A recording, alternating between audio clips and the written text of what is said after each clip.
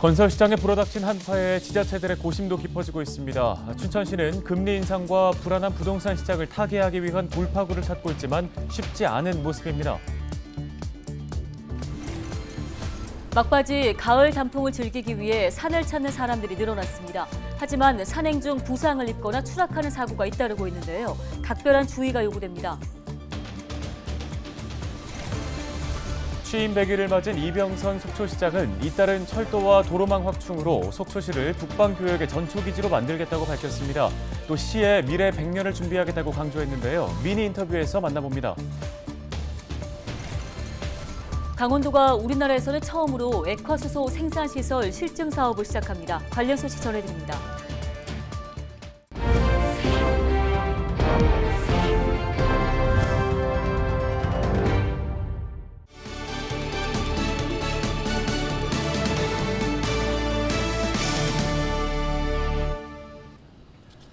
시청자 여러분 안녕하십니까? 헬로티비 뉴스입니다. 첫 소식입니다. 건설 시장에 불어닥친 한파에 각 지자체들의 고심도 깊어지고 있습니다. 경기 침체가 지역 주민들의 주거 안정에 타격을 줄 수 있기 때문인데요. 네, 최근 춘천시가 금리 인상과 불안한 부동산 시장을 타개하기 위한 전문가 간담회를 열었습니다. 할 수 있는 일이 많지는 않아 보이는데요. 양진호 기자가 취재했습니다. 강원도의 중도개발공사 회생계획 발표 후 채권시장 금리가 치솟고 있습니다. 빛을 내서 사업을 벌였던 지자체들도 직격탄을 맞았습니다. 실제 춘천시의 동춘천 산단 개발 과정에서 발생한 보증채무의 금리는 5.6%에서 13% 이상으로 2배 넘게 폭등했습니다. 매달 내야 하는 이자 부담만 5억 원가량 늘면서 춘천시의 고민이 깊어지고 있습니다. 시민들의 가계 부담도 걱정입니다. 미분양으로 또 오랜 시간 또 고통을 받고 그게 지역의 경제라든지 지역 주민들의 어떤 일상에 그대로 투영이 되는 그런 모습이 아닌가 싶습니다. 지금도 이제 마찬가지고요. 실제로 최근 시중은행들의 가계대출 금리는 7%를 넘어섰습니다. 지난 2009년 이후 13년 만인데 연말까지 더 오를 것이란 전망이 나옵니다. 도내 가계대출 규모도 23조 원을 넘었습니다. 저희는 하우스 푸어나 이런 문제들도 한 8% 전체 내 집 가지신 분이 한 8% 전국적으로 한 110만 정도 되는데 그게 금리 인상 효과가 지금 반영이 안 돼 있기 때문에 약간 앞으로 오게 되는 그런 위기에 대해서 조금 더 준비를 해야 될 것 같고요. 문제는 지자체 차원에서 해결할 수 있는 일이 많지 않다는 점입니다. 이는 전문가들이 꼽는 부동산 시장 침체의 원인에서 여실히 드러납니다. 앞으로도 금리 인상이 이제 예고돼 있고 대출 규제가 이제 완화되지 않는 한에서는 한동안 춘천 지역이나 강원도 주택 매매 거래는 침체가 될 것으로 예상하고 있습니다. 가계대출 리스크가 커지면서 전세 시장도 걱정이 높습니다. 부동산 가격의 급락으로 전세값이 매매가에 육박하는 이른바 깡통 전세에 대한 사전 대비가 필요하다는 겁니다.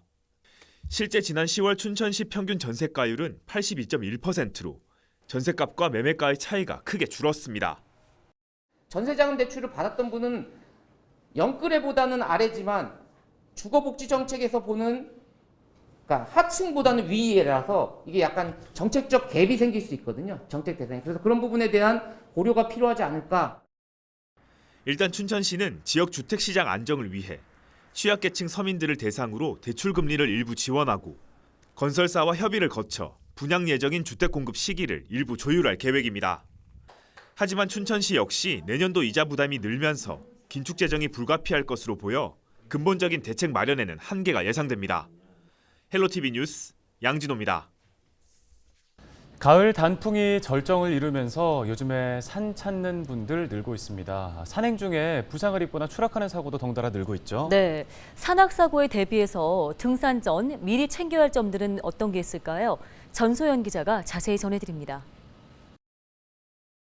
40대 남성이 구조대원에게 엎인 채 산에서 내려옵니다. 산행 중 발목을 접지른 겁니다.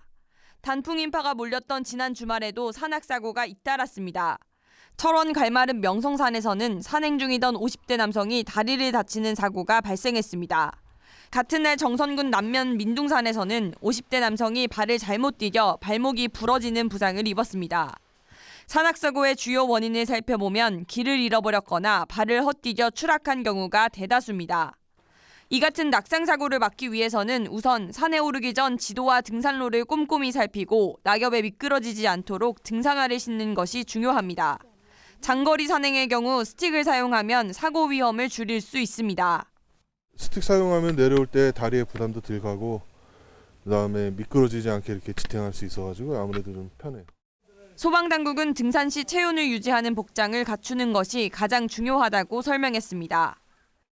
땀에 젖었을 시에 젖은 옷을 입고 있으면 체온이 정말 빨리 떨어지기 때문에 옷을 갈아입을 수 있는 여벌 옷이나 그리고 체온 유지나 이제 바람을 막아줄 수 있는 겉옷을 챙겨가는 것이 가장 중요합니다. 만에 하나 사고를 당했다면 빠른 신고로 구조를 요청해야 합니다. 산에서 사고를 당했을 경우 산악 위치 표지판에 적힌 번호를 이용해 신고하면 빠른 구조를 받을 수 있습니다.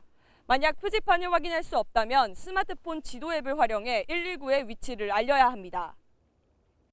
소방당국은 무엇보다 체력에 맞는 등산 계획을 미리 짜두는 것이 중요하다고 당부했습니다. 또 밤과 낮의 기온차가 큰 가을철에는 해가 지기 한두 시간 전에 산에서 내려올 수 있도록 미리 계획을 세워놓는 것이 좋습니다. 헬로티비 뉴스 전소연입니다.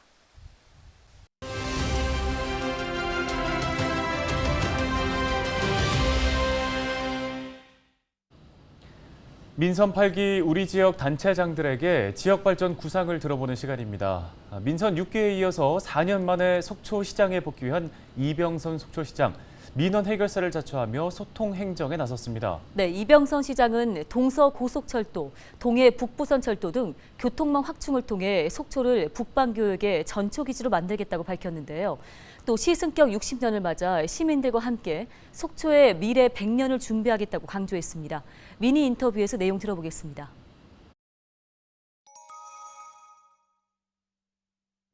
존경하는 속초 시민 여러분, 지난 100일 좀 남짓됐습니다. 100여일은 정말 우리 속초시로서도 소중하고 귀중한 시간이었고 개인적으로 민선 6기 시장으로 있다가 8기 시장으로 다시 된 저 이병선에게도 정말 소중한 시간이었다고 자평하고 있습니다. 정말 지난 100일간은 우리 속초시의 민선 8기 슬로건인 시민은 하나로 속초는 미래로 가는 그런 초석을 놓는 아주 중요한 시기였다고 자평하고 있습니다.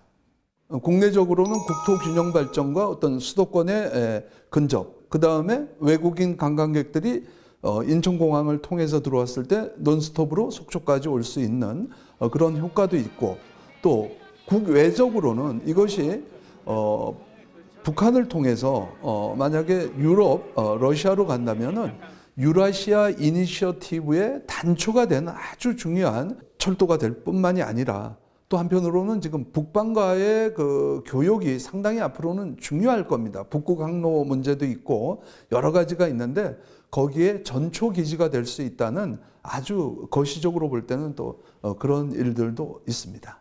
속초시의 균형 발전을 꾀하기 위해서라도 이 청사 이전은 꼭 필요한 숙제 중에 하나라고 이렇게 생각을 합니다. 여기에 필요한 것은 시민들과 의회, 전문가들의 합의된 의견과 투명한 절차가 꼭 필요하다고 저는 생각합니다. 첫 번째, 입지 선정 단계가 있고, 두 번째는 행정적 절차를 이행하는 단계가 있고, 세 번째는 이제 실제적으로 어떤 실시 설계를 하고 시공을 하고 만들어가는 그런 단계가 있을 거 아니겠습니까?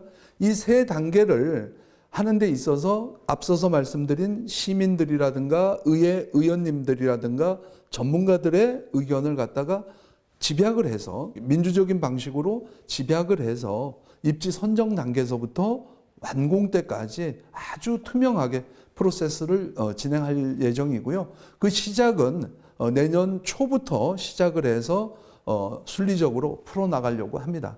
지금 설악동 재개발은 반드시 있어야 되겠죠. 예, 우리 속초시의 대표적인 관광지이자 또 어떻게 보면 설악산 국립공원은 대한민국의 최고의 관광지이기 때문에 이 부분에 대해서는 재론의 여지가 없을 것 같습니다. 최근 들어서 우리가 정확하게 예산이 283 264억을 예산을 지금 투입해 갖고 지금 재개발을 지금 준비하고 있습니다. 여러 가지 시설 교체라든지 출렁다리라든지 스카이워크라든지 여러 가지를 지금 준비해 나가고 있는데 그것으로 끝날 것은 아니라고 봅니다. 그러나 그거를 이제 시작으로 해서 또 설악동에도 온천이 또 나오고 있거든요. 그래서 온천하고 또 연계하고 또 새로운 어떤 인프라를 구축함으로 인해서 친환경적으로 또 설악동을 좀 재조명을 좀 해보려고 노력을 하고 있습니다.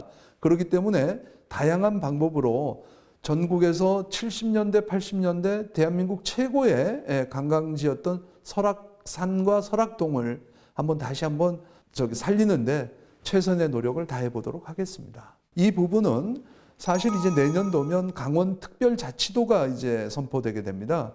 그렇게 되면 우리 강원도에 지금 많이 이렇게 널려 있는 어떤 규제라든가 이런 것들을 우리 스스로 풀 수 있지 않겠습니까? 그래서 제가 요즘 속초의 해양산업단지도 이제 자주 방문하게 되면서 듣는 얘기가 기업하기 좋은 도시로 좀 만들어 달라 이런 얘기를 많이 하거든요. 그래서 이제 풀어나가야 될 숙제는 우리 행정은 규제는 풀고 또 기업하기 좋은 어떤 인센티브를 많이 만들어서 기업가들을 유치하고 또 젊은 사람들이 바깥으로 나가지 않은 좋은 양질의 일자리 어떤 4차 산업 플랫폼을 좀 만들어서 좀 많이 제공해야 되지 않을까 하는데 이 숙제는 그렇게 쉽게 풀릴 문제는 아니라고 봅니다. 하나하나 조금씩 준비해서 더 우리 지역의 경제 부양책을 쓰도록 그렇게 하겠습니다. 민선 8기 이병선 속초시정은 앞으로 우리 700여 공직자들과 함께 시민을 주인으로 모시는 그런 섬김의 그런 시정을 펼쳐나가도록 하겠습니다. 저희 슬로건이 민선 8기의 슬로건이 시민은 하나로 속초는 미래로입니다. 내년이면 속초시 승격 60주년을 맞이하게 됩니다. 저희 공직자 여러분들은 시민들을 위해서 시민들과 함께하는 속초시정을 펼쳐나가면서 정말 지속 가능한 속초시의 미래 100년을 내다보면서 모든 것들을 하나하나 준비해 나가도록 하겠습니다. 코로나19가 이제 조금 잦아드는 것도 좀 감지가 되고 있습니다. 우리 시민 여러분들 건강에 유념하시고 가정마다 행운 가득하시기를 기원드리면서 더욱더 노력하겠다는 약속의 말씀을 드립니다. 시민 여러분 건강하십시오. 감사합니다.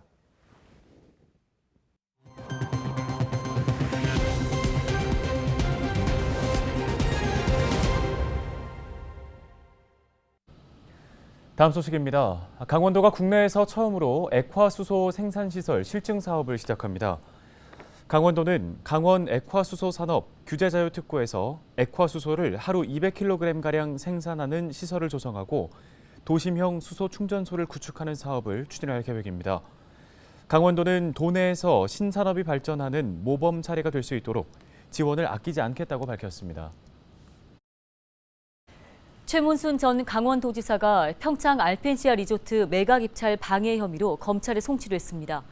강원경찰청은 최 전 지사와 매각 당시 실무를 담당했던 도청 공무원, 최종 낙찰자였던 KH그룹 관계자 1명 등 3명을 입찰 방해 혐의로 검찰에 송치했다고 밝혔습니다.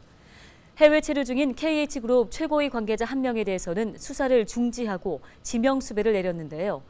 KH그룹은 지난해 6월 공개 입찰을 통해 알펜시아를 7,115억 원에 낙찰받았지만 입찰 참여 기업 2곳이 모두 KH그룹 계열사로 확인되면서 입찰 담합 의혹이 제기됐습니다. 경찰은 강원도청과 KH그룹 계열사 압수수색을 통해 이들이 사전에 공모한 정황을 확인한 것으로 알려졌습니다. 네, 저희가 준비한 소식은 여기까지입니다. 네, 시청해주신 여러분 고맙습니다.